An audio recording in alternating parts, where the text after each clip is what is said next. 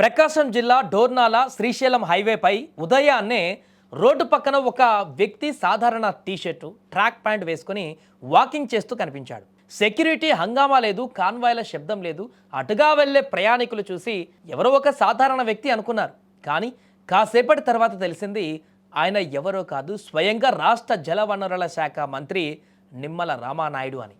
ముఖ్యమంత్రి నారా చంద్రబాబు నాయుడు ఈరోజు వెలిగొండ ప్రాజెక్టును సందర్శించనున్నారు. ఈ నేపథ్యంలో పనులను పర్యవేక్షించేందుకు వచ్చిన మంత్రి నిమ్మల నిన్న రాత్రి డోర్నాల గెస్ట్ హౌస్లో బస చేశారు.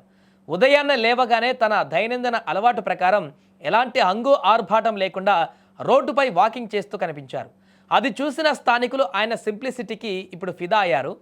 సాధారణంగా ఒక మంత్రి అంటే చుట్టూ పదుల సంఖ్యలో పోలీసులు, గన్మెన్లు, పార్టీ కార్యకర్తలు ఉంటారు. కానీ నిమ్మల రామానాయుడు స్టైలే వేరు. డోర్నాల వీధులలో ఆయన నడుస్తుంటే ఒక రాష్ట్ర స్థాయి మంత్రి మన పక్కన నడుస్తున్నారనే భావన కూడా కలగనంత సాదాసీదాగా ఆయన ప్రవర్తన ఉంది. నిమ్మల రామానాయుడు గారికి ఇలాంటి సింప్లిసిటీ కొత్తేమి కాదు. గతంలో కూడా ఆయన ప్రజా సమస్యల పరిష్కారం కోసం మురుగు కాలువలలోకి దిగిన సందర్భాలు ఉన్నాయి. అంతేకాదు పాలకొల్లులో శ్మశాన వాటికలో బస చేసి అక్కడి సౌకర్యాలను మెరుగుపరచడం కోసం ఆయన చేసిన పోరాటం అప్పట్లో దేశవ్యాప్తంగా చర్చనీయాంశమైంది. మంత్రి అయినా ఎమ్మెల్యే అయినా ఆయన వ్యక్తిత్వం మాత్రం ఎప్పుడు ఒకటే.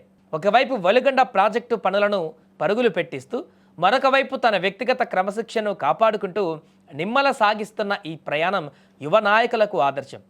పెద్ద పదవిలో ఉన్న నేల విడవని సామాన్యుడిగా ఆయన కనిపిస్తున్న తీరు సోషల్ మీడియాలోనూ వైరల్ అవుతుంది. మరి మీరేమంటారో కామెంట్ చేయండి.